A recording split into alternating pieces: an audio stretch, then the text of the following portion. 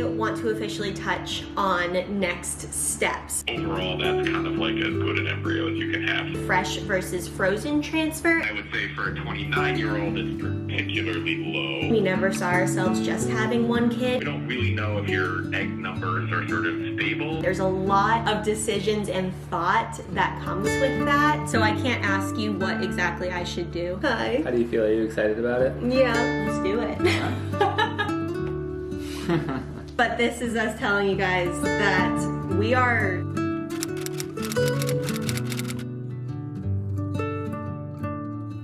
and hello everybody, it is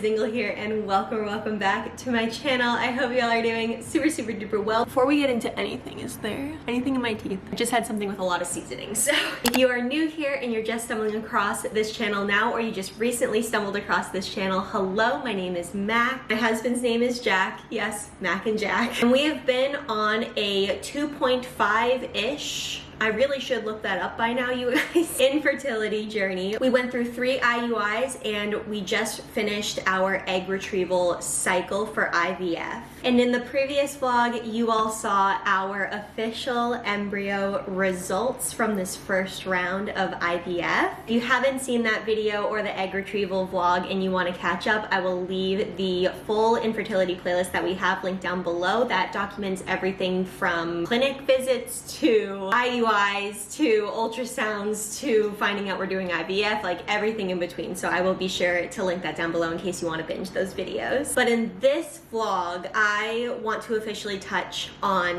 next steps. We now have one gorgeous, capable, strong embryo, and we could not be more excited. But of course, the number one question I think I've received is fresh versus frozen transfer and how we came to that decision, and just next steps in general. When our transfer is going to be, if we're doing another egg retrieval, all of that jazz. So let's get into it, shall we? So if you're familiar with IVF and you saw last video, it was pretty obvious that we ended up doing a frozen transfer. So we took our beautiful little capable strong embryo and it is now just gently tucked in the freezer currently. At the start of our IVF cycle, our IVF journey, our clinic let us know that that could be a last minute decision for us, whether we were feeling like we could go in for a fresh transfer if we wanted to do that, or a frozen one. And so in my mind, I really wanted to see how I was feeling on stims, how I was feeling through this whole process before making that decision. Because when it comes to a fresh transfer, after the egg retrieval, you are then put on more drugs to then prepare you for a fresh transfer. At the beginning of IVF and this whole thing, I didn't know how I would feel after the egg retrieval. I just had in my mind to get to the egg retrieval and focus on that before making a decision on whether I immediately wanted to put myself back on medications and emotionally how I was going to feel about everything. And so that played a big part. When we started stims and I knew how anxious I was for the egg retrieval, I can't personally imagine having gone out of the egg retrieval and had to immediately start pumping my body full of more hormones, medications. It was really nice just taking those next few days to recover and let my body come down from all of the medications and injections that we did for the retrieval itself. That decision was also mixed with the fact that our clinic gave us all the research behind a fresh transfer versus a frozen transfer. And then we of course did further research ourselves, being the sciencey geeks that we are. And after looking up the difference between the two, the success rates, etc., all of the statistics, we felt more than comfortable going with a frozen transfer, coupled with the reason that I just explained as well. And then the other thing on top of that that's really cool is you can kind of then choose what cycle you want to do a transfer. I know some women desperately at the start of all of this want to just be pregnant as quickly as humanly possible, and I thought I was going going to be like that as well, but what we found in this whole journey in general is that a balance has been so important to us, and to be able to take that breath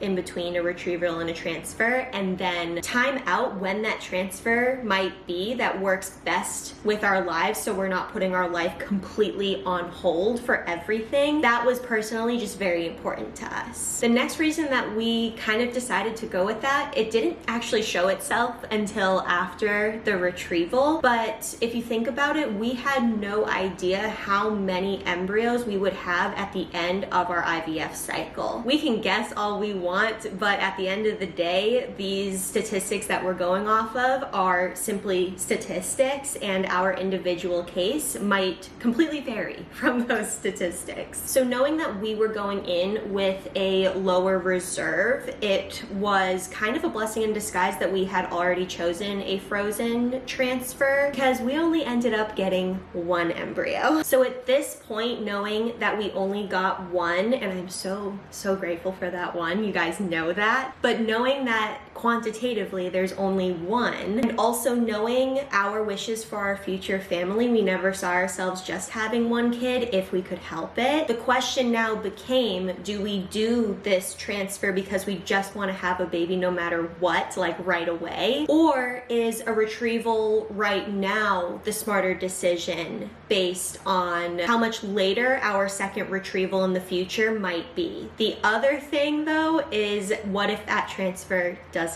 end up working? You only have one. There's a lot of decisions and thought that comes with that, and a lot of questions, as you guys can probably tell, that we wanted to ask our doctor on the follow-up phone call that we had the following Monday. Because if you think about it, say this one transfer with this one embryo works, that's another 9 months to carry the baby to term. Then there's the postpartum period, and then there's the question of when is a woman's body kind of ready after postpartum in order to do a second retrieval. And then the question is, what happens to my egg quality or my egg count after that amount of time? So as much as we just wanted to schedule out a transfer right away with our beautiful little embryo, these are a lot of questions that we kind of wanted to talk through with our doctor and get his take on everything. So I'm going to run that footage of our phone appointment we had with our doctor after our egg retrieval, after we knew that we had one embryo on ice. And then I'm gonna have Jack join me after to go over just how we're feeling about everything and our final decision of what our next steps are.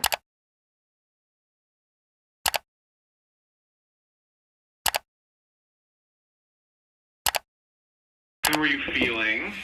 So Physically, let's start with physical. Okay. I was like, there is so much to that question. Physically, I'm feeling really good. I was up going for walks the next day. I never had any extreme pain, and I was really relieved about that. I felt really good, and then by a few days later, I was just feeling totally normal, so. Great. Yeah. Well, we had, we had 4 eggs that we started with, and we put them all together with sperm, and all 4 of them got sperm in them, but only 3 of them fertilized normally. There was one that had it looked like either 2 sperm got in, or there was kind of an irregular division, so we stopped that one. Okay. But the other 3 kept growing, and by the time we got to day 5, all 3 were still growing. There was one that looked perfect. It was a stage 5 AA blastocyst, which is kind of as good an embryo as you can have on that day. So 5 is the size. Perfect. It's a scale of 1 to 6, and 6 means it's kind of hatched out of its shell, which is not usual at that point. So 5 is sort of as high as it gets. And, okay. It had A grading on both the inner and the outer aspects of the embryo. So overall, that's kind of like as good an embryo as you can have. So we froze that one. Yay. Okay. That was on Saturday. And then the other 2, one was called a stage 1, so it was pretty early. So we let that one grow. And there was one that was a stage 3 that looked okay, but it had some C grading on the outer ring of the embryos, and those are a little less predictable. So we let both of them grow an extra day. Okay. They both did progress. The stage 3 went to a stage 5, but it sort of deteriorated further. It had more C grading and then B grading in the inner cell. So it's not one that we would really freeze or transfer. Once they get that kind of appearance, they're generally sort of on their way out in terms of development. And the other one did progress a little bit, but it was still, it was only a stage 2 blastocyst, and once by day 6, if they haven't reached a stage 3 or above, they're generally not going to keep going. So unfortunately, we couldn't freeze either of those. But the one that we did freeze looks great, so that's really awesome.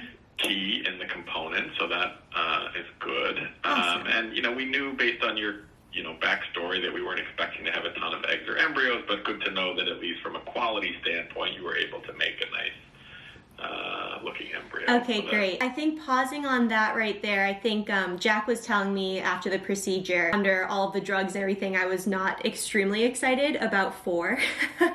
I just did a poor job at asking very pointed questions as to like what to expect, because I know back in October when we did all of the labs and everything, I came back with, I think it was a fair ovarian reserve. Is that right? Is that the right term? Well, I would say you have a low ovarian reserve. I mean, your AMH level was 0.8. Okay. So anything less than 1 we consider low. Okay. And I would say for a 29-year-old, it's particularly low. Okay. But, what that translates into in reality is always a little hard to predict, because it's not totally common for people at, in their early 20s to have lower numbers like that. So it doesn't always translate into poor quality. It just might mean lower numbers. So, got it. I would say overall in this group, having 4 eggs was not out of the realm of possibility. I would have predicted you have somewhere between about 4 and 8 eggs, and you could do this like 10 more times, and sometimes you're going to have 4, sometimes you're going to have 6, sometimes you're going to have 8. Okay. And it's going to vary from time to time, but how many of those turn into embryos is always hard to say. So knowing that you made at least one good one is great, and the other 2 were pretty close, so it's not like they all sort of pooped out early on. So I think, again, you could end up with 1 to 3 or 4 embryos each time you do this, and this just happened to be sort of on the low end of that scale, is my guess. Okay, that makes sense. And do you think, I know you said like the quality of this one is good, and we were elated to know that we just got one yesterday, so we were just very excited. Do you think that there's any room to improve my egg quality based on how many made it, or would you say that the drop-off was kind of consistent or what you might have expected? Yeah, the drop-off is pretty normal. So out of any, usually it's probably 1 out of every 4 eggs that turns into an embryo. That part, people who get 12 eggs, we often expect 3 embryos, so that makes sense. I think I would say that quality piece is fairly random. I think if you said, I want to do this stimulation again, I might bump up we have room to go up on your dosages of stimulation.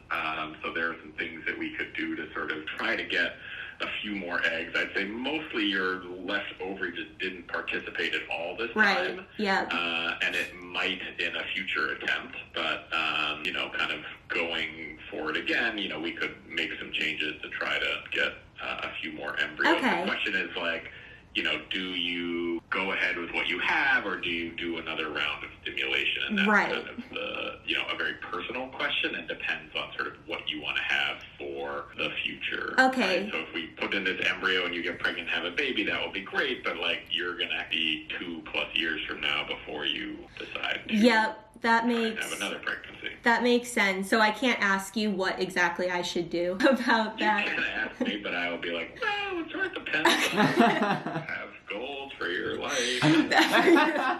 No, that totally makes sense. I think our question then, because we were kind of talking last night, as you do, and we're so excited for our one, but for our future, et cetera, right? And so what does I don't know if this is the right term, but like a postpartum or just in general a post-baby retrieval look like if this one were to stick and it was successful? What do you usually recommend timing-wise after we have our first baby for another retrieval to put some more? You're going to have, at least a year after delivery, number one, which is like just the time for your uterus and your body to recover before you get pregnant again. Some people, if people are breastfeeding, often a year is sort of the time where people are sort of coming off of breastfeeding, and those are personal choices, but like that's another thing that has an impact. And then, sort of your personal and physical energy and all of that, you may be ready to go at 6 months, or you may need 18, or who knows. So those are things that are hard to judge. But I would say from a medical standpoint, you sort of envision like at least a year before you're going to attempt this. So, if you got pregnant next month, it's 10 months to the delivery and then a year on top of that. So, you're kind of 2-ish years down the road before you're making another attempt at that. You'll be 32 at the time, roughly, right? So not like a terrible age, but we don't really know if your egg numbers are sort of like stable and this is just where you are, or if there's a decline that we can anticipate, or you may be able to just like randomly get pregnant on your own next time, right? There are lots of things that we don't know. So you shouldn't feel like you need to solve all of the problems in this moment, but I think it's a moment to think about it and just sort of say, okay, well, where is this all going? And like, if you're, you don't want to like sort of be like, why didn't I think about this in the moment? For sure. And then, right, like if you get pregnant, have a baby, and everything goes well, you're not going to be like, oh darn, what a terrible decision we made. Yeah, that's very true, actually. What would you say, because I know there's a lot of unpredictableness, like you're saying. As far as egg quality goes between like where I'm at now, I'm 30 like this next month. So like say 30 to 32. Just statistically, what are your thoughts on egg quality between those 2 years? I don't think there's really a big difference. I mean, we kind of group everybody into like 35 and under, and it's not like everything goes bad at 35, but it's just sort of an arbitrary level where we use it. So like, 30, 31, 32, like you're all still young enough to be doing this. So I would say from a quality standpoint, it shouldn't be a big difference. The quantity piece is the one that's a little bit hard to predict. So like, you may be somebody who has like a low egg reserve for the next 10 years and it's not going to be a big deal. And these are things that people don't need to know about themselves, right? Like if you're not trying to do IVF, you don't really care how many eggs you have available. But what we can't predict is like, is this something that's like going down more rapidly than the average 29-year-old? By the time you get to 34, you're going to be out of eggs, right? Like that would be surprising, but could be a thing. So that it's more about quantity than quality. That makes a lot of sense. And so what are your thoughts on how soon people go in for another retrieval? Is there any waiting, or what do you guys think? Not really. Like basically we would, you'll get a period in like a week or so.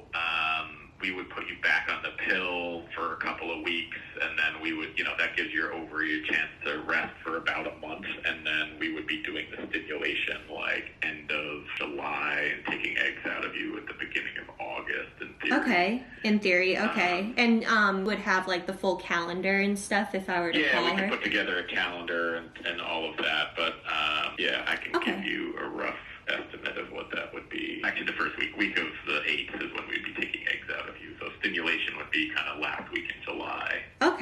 Stimulation, that actually lines up with, because you have to like balance all the personal stuff in like your life with some of this stuff too. Absolutely, right. Yeah, so that overlap your life calendar. Exactly. That actually works really well with everything kind of going on this summer. So I think we'll chat a little bit, but just to let you know, like we would be leaning towards another retrieval. We've already kind of like wrapped our mind around that.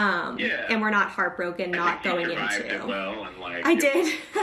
Too complicated. So we would make some changes to the stimulation, and I can put in a plan for that. And then, if you're like, Matt, we're gonna not do that, then let us know. If you want to do it, then we'll just kind of put together a game plan, essentially starting with your period. Okay, perfect. Yeah, that makes sense. And then I had one other question when you were talking about that. So for the changes in stimulation, seems like I had a leading follicle. Are we worried about like one follicle leading? Like it was a 22.5 or something, and maybe I had like a 19 or something. If we increase the stimulation, would that increase the chances of just one follicle taking off versus all of them? So the goal is to try to not have there be one that gets too far out in advance. Now your brain always wants that to happen, right? So like use the pill, to kind of really, for a good 2 or 3 weeks to make sure we're kind of tamping down your brain's desire to get a follicle going. And then I would say we will also do, I'd like to do like a blood test and an ultrasound before you start your stimulation. Okay. To just make sure that everything is kind of level. Yeah. And then I'm going to give you kind of a different, it'll be a similar cocktail. We'll use the gonal F, but I want to add in something called Menopure, which provides a little extra kind of balance of stimulation. Your LH level was pretty, at baseline is a little higher. And so when we give you the Cetrotide, that gets shut down, and that can kind of not give as much stimulation to the extra egg. So we use the low-dose HCG as a variation of that, but like we can give you a little bit more of that in this other drug called Menopure that kind of combines with the gonal F. Okay. So the goal is to try to push everything, a little further. Now, we can also kind of push that bigger follicle, so we had you go about 11 days with the stimulation. We might push it out to like 12 or 13, and like maybe that bigger follicle gets to 23, 24. But if we have, some of those smaller ones grow, then that will be good. And you may get more out of the left ovary next time. So some months it's just going to be variable. And, okay. That might give us a little bit more to work with as well. So every time you do it, it's going to be different. But I Sure. would say, the idea is to, balance that flow of the follicles, but also to get, I don't think you're going to have 20 eggs, but if we can get, 7 or 8 as opposed to 4, then it just increases the likelihood that we have more, stuff to work with. Okay, that totally makes sense. Perfect. So I think next steps, we're just gonna chat for, just a minute or two, and then about our next life step. And then can I call to just confirm what those dates would be for the August retrieval, and then she would let you know that yes, we want to move forward, and then you guys would put together the plan? Yeah, I'll just put the plan together either way, just okay. in here. Okay. And then that doesn't commit you to anything, but at least it's just in place while we're talking about it. Okay. Yeah, if you don't want to go ahead, we can always just pivot, and I'll put in a plan for okay. A transfer when you're ready, or however we want to do that. Okay, perfect. That sounds good. And that'll give my insurance extra time to approve everything, yes, which exactly. will be good. Right. Awesome. That whole thing. I know, that whole thing. Those were all my questions, so thank you for our questions. 50% is Jack. So anything else you wanted to mention? No, I think I wouldn't sort of take too much of it personally, right? I mean, I think, the number of eggs and all of that is a little bit variable. Mm-hmm. And, we never want to trial and error our way through these things. Sure. But we also want to make sure that, if we are going to do it again, we make adjustments based on what happened. Yeah, absolutely. No, that sounds good. Do you want to sort of, if we do this again, do you want to envision freezing the embryos again? Yeah, I think we would. And then we'd probably transfer, not straight away, but maybe in the next cycle. It was nice to know that I wasn't, after the retrieval, I got to rest a bit before moving on to exactly. the next step. I think that'll be helpful just in terms of planning, and you'll know what you have available, and you don't have to make decisions. It's been nice to make the decisions as we kind of go. So thank you so much. We'll move forward. Great. Most likely 99% we're going to move forward with another retrieval before transfer. So we'll let you know. Sounds good. Awesome. Thank you so much, Doctor. Appreciate it. All right. Take care. Take care. Bye-bye. Cool. Let's do it. Yeah. You just never... Wait, that wasn't even a minute or two. We need to at least... Oh, yeah, we should talk about it. 50 more seconds. Okay. What do you think? Let's do it. Okay. And now, my friends, we've got Jack with us. The clip that they just saw is our phone call with our doctor going over, our embryo grade, which we completely forgot until I feel like that moment. We got an A. We got a really good embryo grade, you guys. This is amazing. And then... You make good embryos. Oh, thank you. I'd make, few, but they're mighty. But also at the end of that footage, I actually just watched it and edited it. He is awesome. Our doctor is just the best. Yeah, we like him. But at the end of it, we basically told him that we were 90% or so going to do another retrieval. But this is us telling you guys that we are literally in another retrieval cycle right now. Yeah, Mac literally is on week 1.5. Something like that. I'm on birth control right now, which, as you guys know, is the first step to our retrieval. Are you touching my booty? You're touching my booty. But we're officially doing it, you guys. Let's get down to business, vlog. I know what you really want. You just want to talk to me about everything I'm going through with this cycle, because it's all about me. Oh my gosh, Bubby. Hi. Hi. How do you feel? Are you excited about it? Yeah, I am. I actually am. First, I was gonna ask you how you feel about it. Oh, I'm super excited. Yeah, tell me. Yeah, so it was really funny. I think it was like maybe not even a day after we had the first retrieval done, and you were stressed about whether or not you should have a second one done. No, you know what it was? No. You had the retrieval. I'm not even sorry. It wasn't even, nor should you be. It was just funny.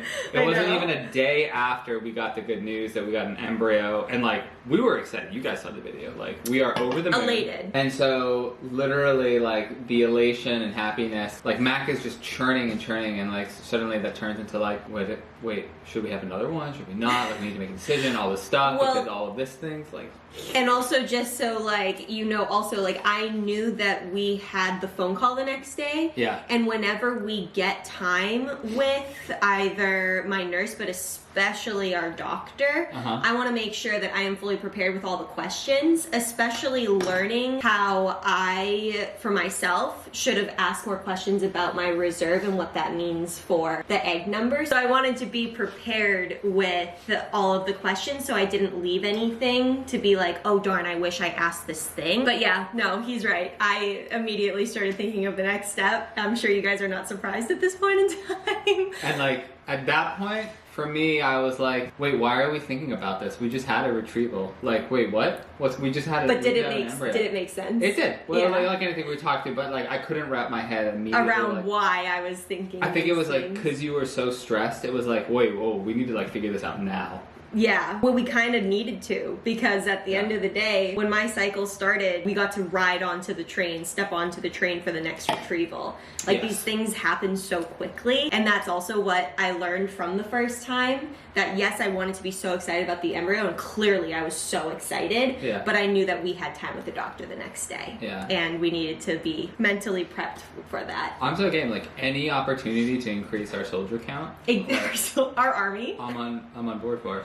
Me too. You know, I know I have to sacrifice a lot. Like, you do. Mm-hmm. I mean, like, it's just the worst. God, I'm cutting that out. They don't get to hear that. Oh my gosh. No, it really is just, it's super exciting to go through it this time. There was a lot of unknowns with the first time, and I feel like you weren't able to enjoy the process. I was able to get excited along the way of little things like unboxing medications and things, and like going to see the follicles. But you're right, the fear of the unknown, and that's what my nurse said too, is just like so real that it gets in the way of just purely being excited and being one of those girls I heard in the egg retrieval prep room that were just excited to be there. Yeah, she's like, I'm gonna go to brunch. We heard all these women in that room excited to just be there and get to that point, and I was shaking with fear. Like, it was hard. But now, after going through it the first time, every single situation, it is going to be slightly different. It doesn't necessarily mean that it's going to be the same, or it could be the same. You know, now that I know how my body reacted and how I recovered from the egg retrieval, I'll be nervous, excited, I think, for it, just like anything, just like going in for an ultrasound to see if my follicles are growing or whatever, but I will not be stricken with intense fear. I've seen the prep and post-op room. I've seen the actual room itself. I know how the medicine feels. Like, it's just so much better. Yeah. And we're like pros at the medicine now. Yes. And injections. You're a pro at the injections. Oh, yeah.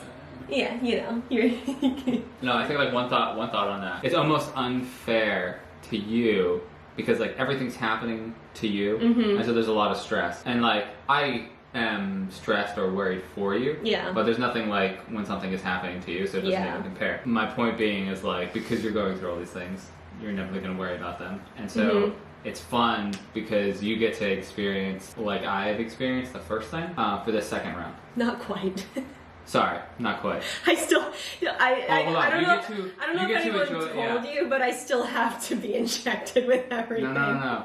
I think because like there's the unknown is now removed. Yes, we both get to enjoy it a Yeah, I little feel bit like we're on the more. same at the same level. If you had told me at the beginning of this first retrieval that we would immediately be going into a second one, that was not even a possibility in my mind whatsoever. I thought maybe at some point we would need maybe another retrieval depending on how, but it was not. Yeah. It's just so unexpected, but there's no negative feelings about it. I'm elated about our embryo. I'm elated about the quality of it. And I'm just excited to move forward with a slightly different medication regimen, like he was saying, to now that we know how I reacted with the first set and like kind of make shifts and see how my body does on those. And yeah, I'm just excited for it. So as you heard in the phone call, we're looking towards beginning of August to retrieve, which weirdly, even with all of our crazy summer plans that we have, that we could conceivably cancel, obviously, if we needed to, it already worked out with those things. So strange. We're not traveling in between and all on those days specifically. There's time to recover before we do travel towards the end of August. So it just weirdly